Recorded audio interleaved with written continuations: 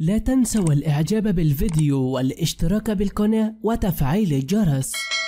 السلام عليكم ورحمة الله وبركاته. رقص شيرين عبد الوهاب من الجزائر، وفيديو كوميدي يجمعها بياسمين عبد العزيز لدعمها بعد أزمتها الأخيرة. نشرت الفنانة ياسمين عبد العزيز عددا من مقاطع الفيديو الجديدة عبر حسابها الرسمي على انستغرام، وظهرت برفقتها الفنانة شيرين عبد الوهاب في أحدث الظهور لهما معا. واستخدمت ياسمين عدد من الفلاتر الخاصة بإحدى التطبيقات على وجه شيرين، والتي ظهرت بشكل كوميدي، ولم تتمالك النجمتان نفسهما من الضحك. وعلقت شيرين قائلة: هجابل الناس كده ازاي بوش ده؟ لترد عليها ياسمين: جاب ليهم زي ما انت كده. ولاقت الفيديوهات إعجاب متابعي ياسمين على حسابها. وعرض لياسمين عبد العزيز مؤخرا مسلسل ضرب نار، وشاركها البطولة زوجها الفنان أحمد عوضي بموسم دراما رمضان الماضي، وحقق نجاحا جماهيريا كبيرا. وعلى الجانب الآخر، تداول رواد مواقع التواصل الاجتماعي خلال الأيام القليلة الماضية شائعة انتحار الفنانة شيرين عبد الوهاب، وهو ما نفاه مدير أعمال الفنانة شيرين، وأصدر بيانا رسميا نفى خلاله هذه الشائعات.